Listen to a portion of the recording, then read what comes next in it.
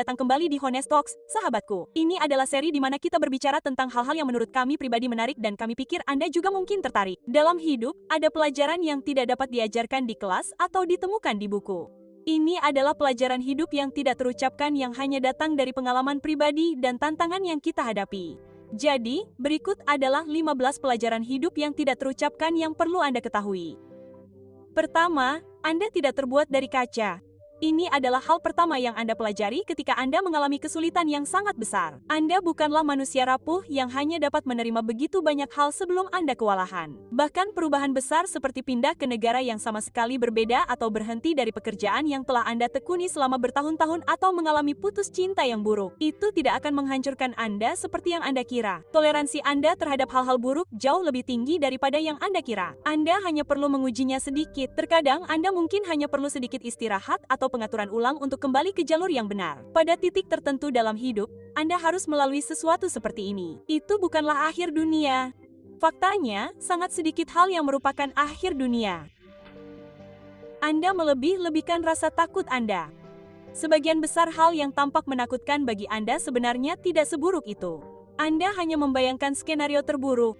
Namun, sama seperti sangat tidak mungkin untuk melakukan segalanya dengan benar, sangat tidak mungkin juga untuk melakukan segalanya dengan salah. Miliki sedikit keyakinan pada diri sendiri. Biarkan rasa takut Anda ada di sana. Biarkan rasa takut itu ada sebagai pengingat akan risiko yang Anda ambil. Tetapi jangan biarkan rasa takut itu menguasai Anda. Anda tahu, tidak takut tidak berarti Anda tidak perlu takut. Itu berarti Anda melakukan hal-hal yang perlu Anda lakukan meskipun itu menakutkan bagi Anda.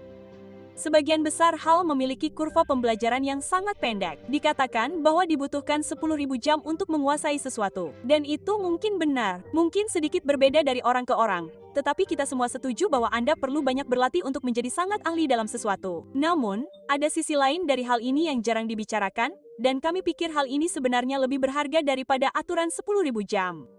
Dibutuhkan waktu kurang dari 100 jam untuk menjadi familiar dengan sesuatu. Dan itu seperti kurang dari sebulan latihan. Anda lihat, sebagian besar hal memiliki kurva pembelajaran yang sangat pendek, artinya Anda akan terbiasa dengan hal itu dengan cukup cepat. Pikirkan tentang mengemudi, misalnya. Menjadi pembalap mobil profesional membutuhkan latihan bertahun-tahun. Namun, belajar untuk pergi dari A ke B dengan aman, ya, tidak terlalu lama. Dan itu berlaku untuk sebagian besar keterampilan di luar sana. Beberapa hal tidak berhasil. Tidak peduli seberapa keras Anda mencoba untuk membuat sesuatu terjadi, terkadang hal itu memang tidak seharusnya terjadi. Dan bukan dari sudut pandang takdir, tetapi dari keadaan. Mungkin waktunya tidak tepat, mungkin Anda belum siap, atau mungkin hal itu memang bukan untuk Anda dan Anda telah berbohong kepada diri sendiri. Intinya, hanya karena sesuatu tidak berhasil, bukan berarti Anda gagal. Jika Anda perlu melepaskan sesuatu, lepaskan saja dan lanjutkan hidup. Perbaiki apa yang mengganggu Anda. Jangan biarkan hal-hal kecil yang mengganggu Anda tidak teratasi karena pada akhirnya hal itu akan membuat Anda menjadi pahit. Jika seseorang melakukan sesuatu yang tidak terlalu Anda hargai, jika Anda melakukan sesuatu yang tidak terlalu Anda hargai, atasi saja. Jangan biarkan hal itu berdiam diri dan membusuk. Masalah yang mudah biasanya dapat diperbaiki dengan mudah jika ditangani saat terjadi. Namun, akan menjadi lebih sulit untuk memperbaiki sesuatu yang Anda biarkan terjadi selama bertahun-tahun karena pada saat itu Anda telah menciptakan kebiasaan. Kesehatan Anda lebih penting daripada yang Anda sadari. Dan kita berbicara tentang kesehatan fisik dan mental Anda di sini. Saat Anda berusia di bawah 25 tahun, Anda merasa tidak dapat dihancurkan, bukan? Anda dapat berfungsi dengan sedikit tidur dan makanan yang lezat di perut Anda sangat cocok untuk Anda. Namun setelah berusia 30 tahun, banyak hal mulai berubah sedikit dan berubah secara tiba-tiba. Hal itu hampir mengejutkan Anda. Kemarin Anda baik-baik saja dan sekarang Anda membutuhkan bantal punggung untuk kursi Anda karena seseorang mengutuk Anda dengan sakit punggung bawah semalaman. Anda tahu, kesehatan adalah salah satu hal yang tidak menjadi masalah hingga tiba-tiba menjadi masalah. Anda tidak bisa langsung sehat dalam waktu singkat, butuh waktu dan Anda harus melakukannya secara proaktif. Dan cara dunia bekerja saat ini, dunia mendorong orang untuk menjadi sangat tidak sehat dan tidak aktif. Makanan cepat saji akan selalu lebih praktis. Anda duduk di mana-mana dan ironisnya semua ini menghabiskan lebih banyak waktu Anda daripada sebaliknya. Anda harus secara aktif melawannya dan menyisihkan waktu untuk kesehatan Anda sendiri. Takut nonton drama pendek terganggu iklan atau terhenti di paywall? Pine Drama, tanpa pop-up iklan. Anda harus secara aktif melawannya dan menyisihkan waktu untuk kesehatan Anda sendiri. Jangan mengejar impian orang lain. Perlu waktu untuk menjadi diri sendiri. Oke, sampai saat itu, Anda menjalani kehidupan yang telah ditentukan sebelumnya yang dibangun oleh lingkungan terdekat Anda. Anda bersekolah di sekolah yang sama dengan orang lain. Anda mengambil kelas yang sama dengan mereka. Anda memimpikannya pekerjaan bergaji tinggi yang sama seperti orang lain dan daftarnya terus berlanjut. Namun pada titik tertentu, Anda harus melepaskan diri dari jalan yang telah ditentukan sebelumnya ini. Dan dibutuhkan banyak keberanian untuk berkata, sebenarnya, tahukah Anda, saya pikir saya akan melakukan hal lain. Petik 2. Anda sudah menjalani hidup. Pernahkah Anda mendengar seseorang berkata, "Wah, saya tidak sabar menunggu itu terjadi sehingga saya dapat mulai menjalani hidup." Nah, coba tebak, temanku, kamu sudah sampai di sana. Saat ini, 7,8 miliar orang benar-benar menjalani hidup. Tidak ada titik ajaib yang menjadi awal kehidupan ini. Jika kamu mengorbankan sebagian besar hidupmu dan menjadi sangat kaya di usia 65 tahun, apa gunanya? Beberapa hal memang harus dilakukan di titik yang berbeda dalam hidup. Kamu tidak akan bermain ski di pegunungan Alpen bersama teman-temanmu di sela-sela sesi terapi untuk radang sendimu. Jadi, pergilah ke sana dan nikmati hidupmu sekarang juga. Berhentilah mengambil terlalu banyak risiko. Ya, kamu tidak salah dengar. Sesekali, risiko besar benar-benar membuahkan hasil.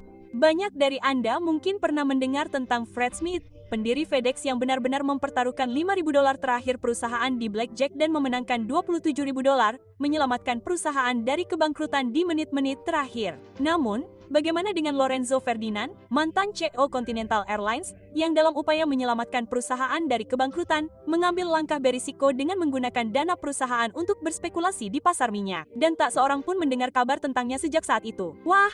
Aku heran kenapa. Begini, bermain dengan tenang dan mantap hampir selalu menjadi pilihan yang lebih baik. Mudah untuk melihat ke belakang dan melihat banyak sekali peluang di mana risiko besar bisa membuat Anda kaya raya. Namun karena Anda tidak bisa melihat masa depan, Anda hanya bisa berspekulasi. Mendasarkan strategi Anda pada kemungkinan itu akan berhasil jarang berhasil.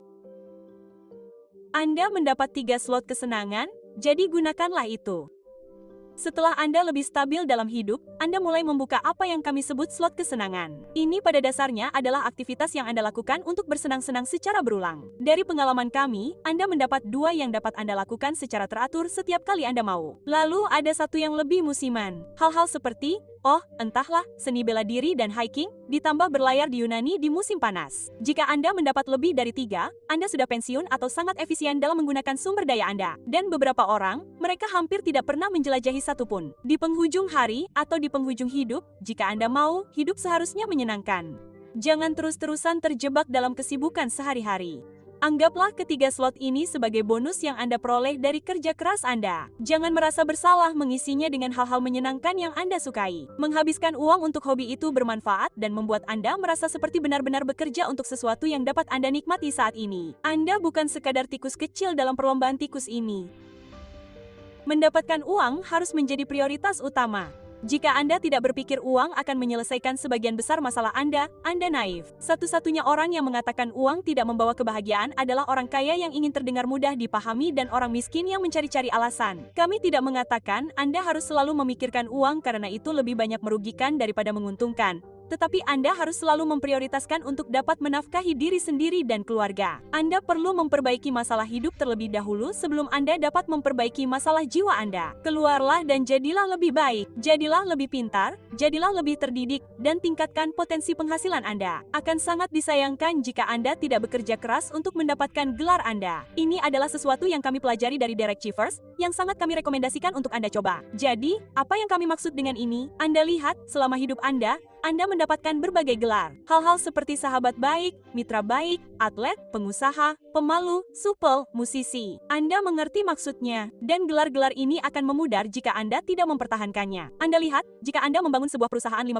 tahun yang lalu dan Anda tidak menyentuh apapun yang berhubungan dengannya sejak saat itu, ya, Anda adalah seorang pengusaha saat itu, tetapi Anda bukan lagi seorang pengusaha saat ini. Sama halnya jika Anda adalah seorang atlet di perguruan tinggi, tetapi Anda tidak menjaga kondisi fisik Anda sejak saat itu. Anda tidak dapat benar-benar menyebut diri Anda seorang atlet akhir-akhir ini. Jadi, mengapa ini berguna? Pertama, Ketika Anda memikirkannya seperti ini, Anda dapat mulai bekerja lebih keras untuk gelar-gelar yang ingin Anda pertahankan dan melepaskan gelar-gelar yang pernah Anda miliki. Jika Anda tidak dapat dipercaya dan tidak dapat diandalkan di masa lalu, Anda dapat melepaskan gelar-gelar tersebut dengan menjadi dapat dipercaya dan dapat diandalkan. Anda lihat, gelar-gelar ini tidak berlaku seumur hidup. Sama halnya jika Anda dulunya adalah orang yang sangat kreatif dan Anda menyukai gelar tersebut, teruslah berusaha untuk meraihnya. Kita merasa sangat terbebas ketika Anda menempatkan segala sesuatunya dalam perspektif ini. Disiplin diri mungkin adalah sifat yang paling berharga. Mereka yang menguasai disiplin diri adalah pencipta masa depan mereka sendiri. Sesederhana itu, oke. Tidak ada masalah pribadi yang tidak dapat Anda selesaikan dengan disiplin. Tidak ada tujuan yang tidak dapat Anda capai dengan disiplin. Jika Anda melakukan hal-hal yang perlu Anda lakukan pada waktu yang tepat, tujuan yang Anda tetapkan untuk diri sendiri tidak dapat dihindari. Anda tidak akan benar-benar gagal. Dan karena disiplin diri adalah kekuatan yang sangat kuat, maka sangat sulit untuk mencapainya. Anda perlu mengatasi banyak hal yang berbeda dari siapa Anda hingga di mana Anda berada untuk benar-benar menjadi ahli dalam disiplin diri. Sangat sedikit orang yang pandai dalam hal itu. Jangan menghindari berurusan dengan orang atau situasi yang menyebalkan. Ya, kami tahu hidup akan jauh lebih mudah jika Anda tidak harus berurusan dengan orang-orang yang menyebalkan setiap hari. Dan seringkali, Anda dapat menghindari situasi yang menyebalkan. Namun, Anda harus memahami dua hal di sini. Pertama, Anda tidak dapat menghindari orang-orang yang menyebalkan selamanya. Kedua, Anda tidak harus berteman dengan seseorang untuk bekerja sama mencapai tujuan yang sama. Mempelajari cara menghadapi hal-hal yang menyebalkan jauh lebih mudah daripada terus-menerus mencoba menghindarinya. Terakhir, temukan beberapa bentuk filosofi hidup. Atau dengan kata lain, temukan apa yang berharga bagi Anda dan apa yang tidak, lalu kejarlah dengan kecepatan Anda sendiri. Inilah satu-satunya cara untuk benar-benar hidup bebas. Begini, ini bukan tentang apa yang terasa baik dan apa yang terasa buruk. Ini bukan tentang perasaan Anda. Ini tentang apa yang layak dimiliki. Jika Anda menghargai tingkat kesehatan yang tinggi, Anda harus melalui ketidaknyamanan dan rasa sakit karena mengubah tubuh Anda melalui olahraga dan nutrisi. Jika Anda menghargai hubungan yang sehat, Anda perlu belajar cara menangani emosi Anda dan emosi orang lain. Orang yang tidak memiliki filosofi hidup menjalani hidup hanya dengan dorongan hati dan apa yang terasa baik saat itu. Dan siapa tahu, itu mungkin yang berharga bagi Anda. Kami harap Anda menganggap video ini bermanfaat, Alexa, dan kami harap Anda menikmati rangkaian pembicaraan jujur ini. Sampai jumpa lagi besok untuk video motivasi hari Minggu.